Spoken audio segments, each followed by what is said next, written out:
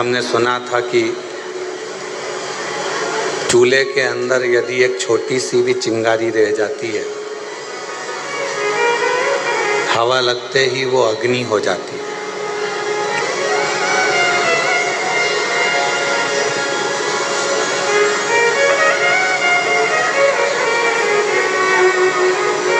एक छोटी सी चिंगारी बाद में अग्नि का रूप ले लेती है।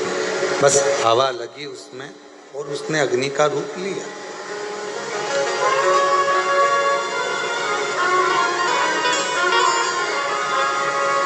जैसे भट्टी में, चूल्हे में एक छोटी सी अग्नि रखी रहती है जिससे वो कभी भी प्रज्वलित कर ली जाए।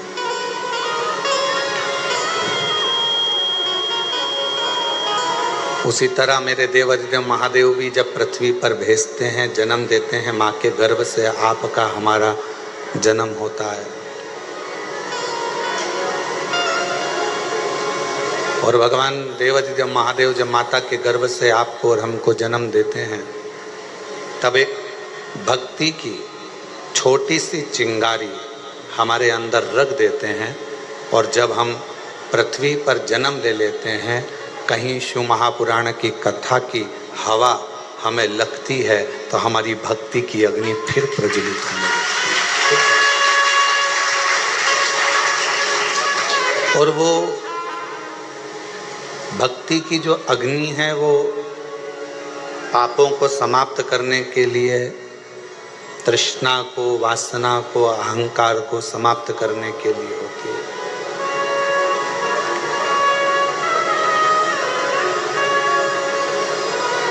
यहाँ बैठकर आप कंकर शंकर का पूजन करें, 108 बैठकर 108 बार श्री शिवाय नमस्तुभ्यम का जाप करें।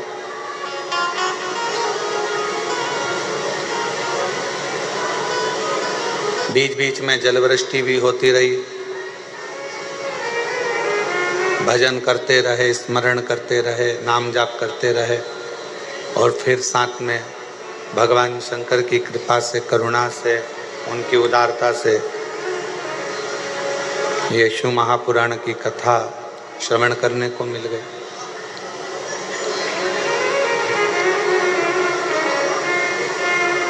हमारे पूर्व का कोई प्रारब्ध होगा जिस प्रारब्ध के कारण हमको ये सब मिल रहा है। पूर्व का कोई प्रारब्ध होगा, कोई अच्छा कर्म होगा जिसके कारण बस हमें सनातन धर्म में जन्म मिला, भारत वतन मिला और भगवान देवाधिदेव महादेव की कथा मिली। ये हमारे पूर्व का कोई अच्छा कर्म है। दुनिया में कोई सा भी ऐसा धर्म नहीं है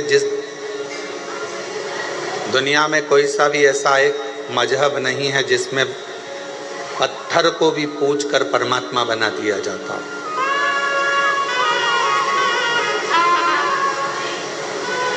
भारत की भूमि पर केवल एक सनातन धर्म ऐसा है, हिंदू धर्म ऐसा है जो एक पत्थर को भी पूज कर परमात्मा बना देते हैं और परमात्मा की आराधना करते हैं।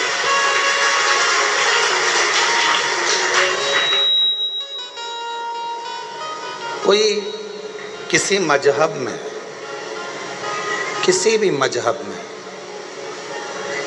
परमात्मा की पूजन कर कर, एक कंकर की पूजन कर कर, एक पाषाण की पूजन कर कर उसमें परमात्मा कैसे देखें?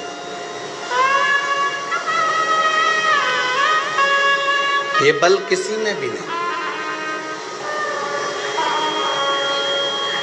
लोग सनातन धर्म की हंसी उड़ाते हैं, हिंदू धर्म की हंसी उड़ाते हैं कि ये तो पत्थर की पूजन कर रहे हैं, नदियों को माता कहते हैं, पशुओं को भी देवता कहते हैं, वृक्ष को भी भगवान कहते हैं, पर्वत को भी भगवान कहते हैं। दुनिया के लोग सनातन धर्म की हंसी उड़ाते हैं। पर दुनिया के लोगों से हम कहें, हंसी ना उड़ाकर आप अपने खुद के मजहब को देखो और हमारे सनातन हिंदू धर्म को देखो। तुम्हारे मजहब में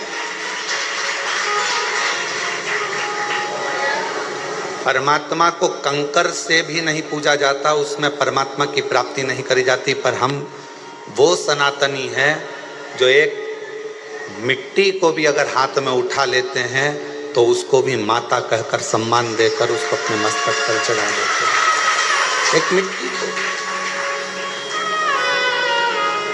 यहाँ दुनिया के लोग आते हैं, कंकर शंकर की भूमि पर पहुँचते हैं, कंकर बीनते हैं, पूजन करते हैं 5 कंकर की। एक कंकर अपने साथ में लेकर जाते हैं, 3 महीने में, 6 महीने में, साल भर में, जब भी वो इधर आते हैं वापिस छोड़ जाते हैं, फिर ले जाते हैं।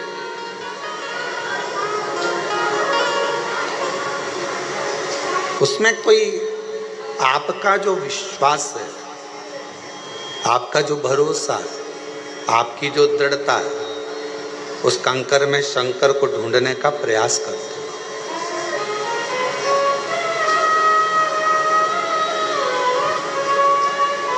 और मैंने तेरे ही भरोसे बाबा, तेरे ही भरोसे हवा भी उड़ती जावांगी बाबा।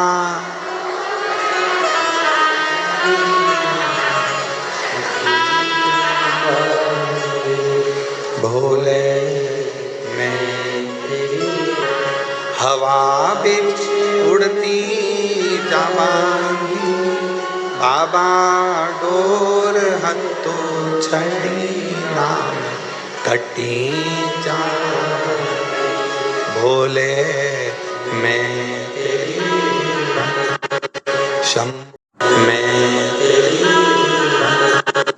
शंभू मैं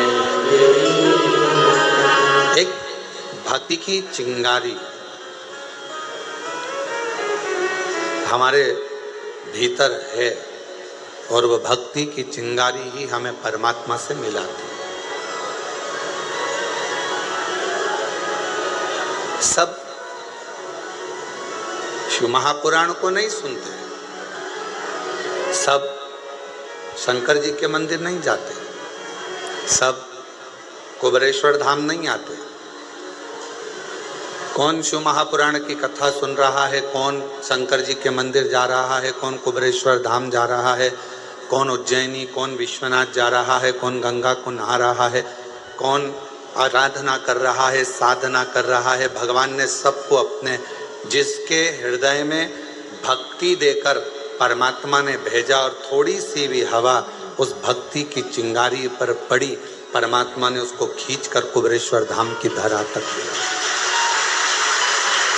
भगवान ने बुलाया और वो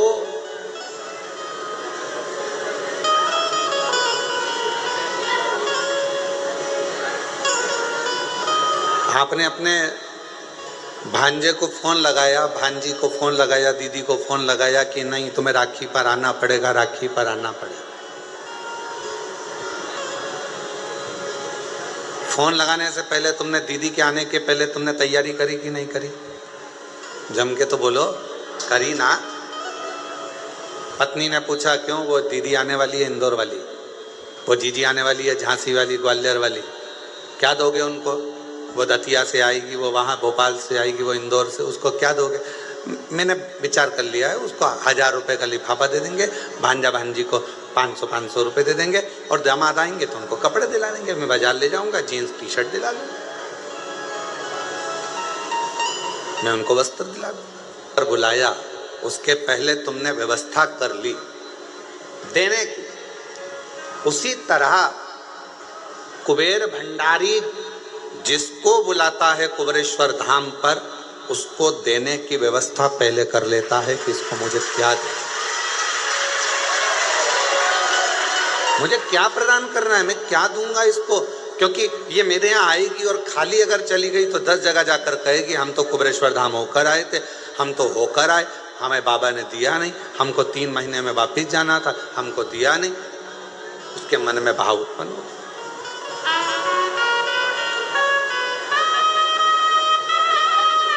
वो व्यवस्था करता है पहले। कितने लोग हैं जो भोपाल से इंदौर निकल जाते हैं पर कुबेरेश्वर धाम अंदर तक नहीं आते? और एक दिन ऐसा आता है कि वो कुबरेश्वर धाम में अंदर तक आ जाते हैं दर्शन करने के लिए। क्यों? बाबा बुलाता तब ना। और तेरी कृपा बिना ना हिले एक भी अणु, लेते हैं सांस तेरी कृपा से अणु। बखान क्या करूं मैं राखों के ढेर का, चपटी भभूत में खजाना कुबेर का। हे गंगाधर मुक्ति द्वार ओंकार तू, भोले ओंकार तू, आयो शरण तिहार शंभु तारता। उसने व्यवस्था करी तुमको देने की, तो बाहर रोड पे से तुम अंदर आ, तो उसने इशारा करके तुमको अंदर बुलाया। वो अगर व्यवस्था नहीं करता, वो व्यवस्था कुछ करता ही नहीं, तो तुम अंदर भी नहीं आते, बाहर से ही निकल कर चले जाते।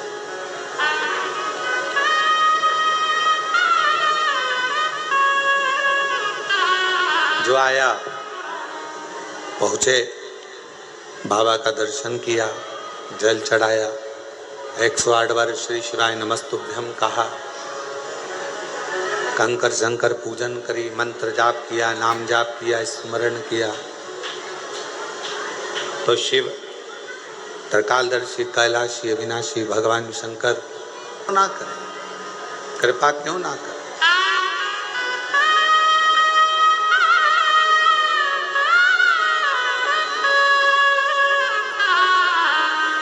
फिर शिव करुणा क्यों ना करे। आप कहीं पर भी रहो, जहां तुम्हारी मर्जी पड़े वहां रहिए, घर में, दुकान पर, फैक्ट्री में, मकान में, सर्विस में, नौकरी में, जहां तुम्हारा मर्जी पड़े वहां रहो। कई माताएं कहती हैं, कई भाई कहते हैं कि हम मंदिर नहीं जा पाते क्योंकि हमारी कॉलोनी से मंदिर बहुत दूर है। कई लोग कहते हैं कि हमारी सोसाइटी में मंदिर नहीं है। कोई कहता है हम इतनी बड़ी सिटी में रहते हैं कि वहाँ मंदिर हमारे पास में लगता नहीं।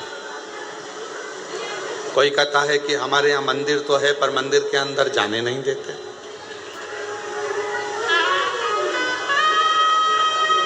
हम मंदिर के अंदर भी नहीं पहुँच पाते।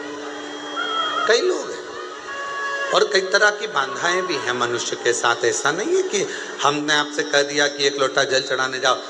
साउथ के कई मंदिर ऐसे हैं जिसमें प्रवेश नहीं मिलता, अंदर जाने नहीं देते। और कई कई जगह ऐसी है जहां मंदिर ही नहीं है, पास में नहीं जा पाते, बच्चे भी नहीं जा पाते। तो शिव महापुराण की कथा के वायव्य संहिता में एक बड़ी सुंदर बात कही, बड़ा सावधानी से सुनिएगा इस चरित्र। वायव्य संहिता में श्री वेदव्यास जी वर्णन कर रहे हैं, और वायव्य संहिता के अंतर्गत वेदव्यास जी कहते हैं कि अगर तुम मंदिर तक ना जा सको, तुम शिव पर एक लोटा जल चढ़ाने के लिए अपने नज़दीक के शिवालय में, देवालय में ना जा सकें, कोई मंदिर नज़दीक नहीं है, कोई शिवालय नज़दीक नहीं है, तो वायव्य संहिता में वेदव्यास जी कहते हैं कि अपने घर में यदि बेलपत्र का वृक्ष है, बेलपत्र का छोटा सा भी अगर पौधा है, तो उसमें थोड़ा भी जल आप प्रतिदिन चढ़ा रहे हो तो समझ लेना कि 12 ज्योतिर्लिंग में आप जल चढ़ा रहे हो। 12 दिन। ये वायव्य संहिता कर। मान लो मंदिर नजदीक में नहीं है, बीमारी बहुत ज्यादा है, तकलीफ बहुत ज्यादा है, और कहा हमने कथा में सुना है कि जल चढ़ाने जाना चाहिए, तो वहां बेलपत्र का अपने गमले में एक छोटा सा पौधा लगा, छोटा सा, और छोटा सा पौधा लगाकर उस पौधे की परवरिश करो, जल चढ़ाओ। जब वो पौधा बड़ा हो जाए तो किसी बगीचे में जाकर, कहीं शिवालय में, देवालय में, कहीं पर एकांत में उस पौधे को लगा दो।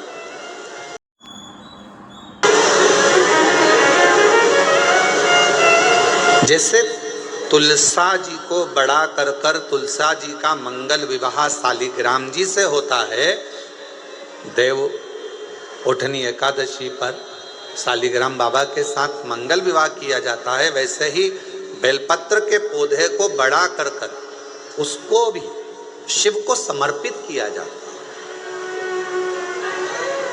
भगवान शंकर को समर्पित किया जाता है।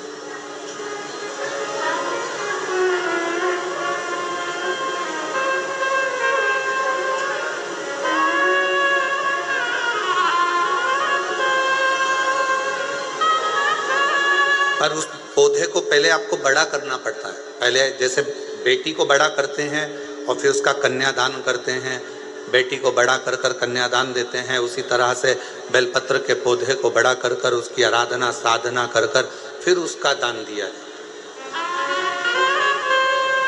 कई लोग बड़े विचित्र हैं कि भाई हमको बेलपत्री का पौधा दान करना है, कुबरेश्वर धाम आए, उज्जैनी गए, किसी गुरुजी के यहाँ गए और बाजार में से पौधा ले लिया और बेलपत्र का पौधा दान करिया।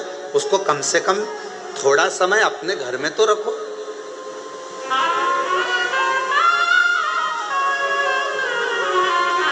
गौदान का नियम मालूम है आपको?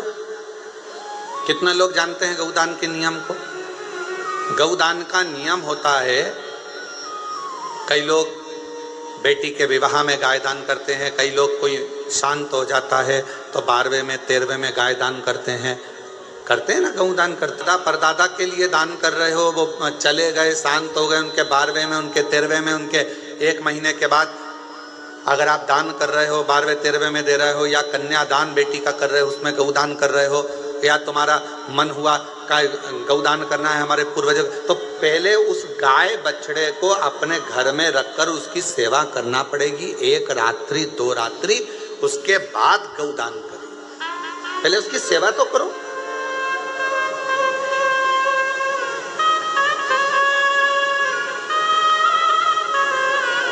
आपने तो डायरेक्ट फोन कर कर कह दिया गाय लिया ना, दान करना है। पंडित जी ने संकल्प छुड़ाया, गाय दरवाजे पर आई और 1 मिनट में संकल्प छूटा। पंडित जी से कहा ले जाओ गाय, लेके जाओ जल्दी से, गाय बछड़ा लेकर जाओ। पंडित जी गाय बछड़ा लेकर चले गए। ढीले कम करो, गाय बछड़ा पंडित जी लेकर चले। ये श्रेष्ठता नहीं। तुलसा जी का पौधा घर में रखकर उसको पोषित कर कर बड़ा कर कर फिर शालिग्राम भगवान से विवाह कर कर फिर दिया जाए। बेलपत्र का पौधा पहले बड़ा कर कर अपने घर में थोड़ा सा, नहीं ज़्यादा रख सकते तो 8 दिन 7 दिन 5 दिन 15 दिन 20 दिन 1 महीना 2 महीना 4 महीना 6 महीना जितना आपका रख सकते हो रखकर फिर किसी जगह पर लगाए। क्यों, क्या जरूरत है गुरुजी अपने घर में पौधे को रखकर फिर दान करना, अपने घर में पौधे को रखकर फिर कहीं लगवाना, अपने घर में पौधे को पहले परवरिश कर कर फिर कहीं उसको लगवाना? कारण क्या पड़ता है? कारण एक है, वायव्य संहिता शिव महापुराण की कहती है, अगर हमने किसी बेलपत्र के पौधे को अपने घर में रखकर 5 दिन 7 दिन 1 महीना 15 दिन 6 महीना उसको परवरिश करा तो हमारे घर का कितना भी नेगेटिवता, कितनी भी हमारे घर में कुछ भी गंदा हो रहा है, कुछ गलत हो रहा है, कोई गलत हो रहा है, कोई झूठ बोल रहा है, कोई पाप कर्म हो गया हमारे घर में, इस भूमि पर जिसमें हम रहते हैं उस घर में एनर्जी अगर नहीं है तो आपने उस पौधे को अपने घर में रखकर उसका परवरिश कर कर 15 दिन 7 दिन 1 महीना 2 महीना 6 महीना 8 महीना जितना तुम्हारा मन कर जाए, 1 दिन 2 दिन जितना मन कर, उसके बाद पौधे को कहीं लगवा। क्यों? वो हमारे घर का पूरा गलत जो भी विचार होंगे, गलत सोच, गलत विचार, गलत ऊर्जा वो पौधा ग्रहण कर लेता है। बेलपत्र का पौधा अपने अंदर उतार लेता है। बेलपत्र का और बाद में फिर वो बेलपत्र के पौधे को हम ले जाकर कहीं रोपित कर देते हैं तो उसकी ऊर्जा हमारे घर पर हमेशा रहती है, हमेशा। कैसे? इसके सत्य प्रमाण क्या हो सकता है? तो सत्य प्रमाण का स्मरण करिएगा। एक गाय को 5 दिन, 7 दिन, 9 दिन, 15 दिन अपने दरवाजे से रोटी दीजिए। 9 दिन रोज रोटी दो, 10वें दिन गाय तुम्हारे दरवाजे पर आकर खड़ी हो जाए। बोलो खड़ी होगी कि नहीं होगी? जम के तो बोलो, खड़ी होगी ना। गौ माता को तुमने रोटी दिया, अब गाय रोज आकर तुम रोटी खा ला रहे, 2 दिन, 3 दिन, 5 दिन तुमने रोटी दिया तो गाय आकर खड़ी हो जाए। एक कुत्ता को तुम्हारे दरवाजे पर रोटी देना चालू करो, 8 दिन बाद वो कुत्ता तुम्हारे दरवाजे पर बैठना चालू कर देगा। बोलो सही है कि गलत है? जम के तो बोलो, ठीक है। एक पक्षी के लिए 2 दिन, 5 दिन, 7 दिन अपने घर के छत पर अनाज डालकर देखो, 7 दिन के बाद पक्षी तुम्हारे दरवाजे पर, तुम्हारे छत पर आना चालू करेंगे कि नहीं करेंगे? बोलो बोलो, जम के बोलो। पक्षी आ रहे हैं, गाय आ रही है, कुत्ता आ रहा है, किसी को दे रहे हो आप तो वो आ रहा है। उसी तरह जब हम हमारे घर में एक बेलपत्र के पौधे को बड़ा करते हैं और बड़ा करने के बाद उस बेलपत्र के पौधे को तुम कहीं पर भी, इंदौर में रहते हो, सीहोर में आकर तुमने लगा दिया, खरगोन में रहते हो, बरहानपुर में जाकर लगा दिया, ग्वालियर में, तुम्हारा मन पड़े तुम अपने घर के आसपास में भी कहीं पर भी उस पौधे को तुम रहते यहाँ हो, 200 मीटर की दूरी पर, 500 मीटर की दूरी पर, 5 किलोमीटर पर, 10 किलोमीटर, कहीं पर भी जाकर उस पौधे को लगा दो। वो पौधा तुम्हारे घर में कितनी भी नेगेटिवता रहेगी, वो पौधा अपने आप तुम्हारे घर की गंदगी को खींचता रहेगा, नेगेटिवता को खींचता रहेगा, कहीं पर भी रहे, किसी भी जगह।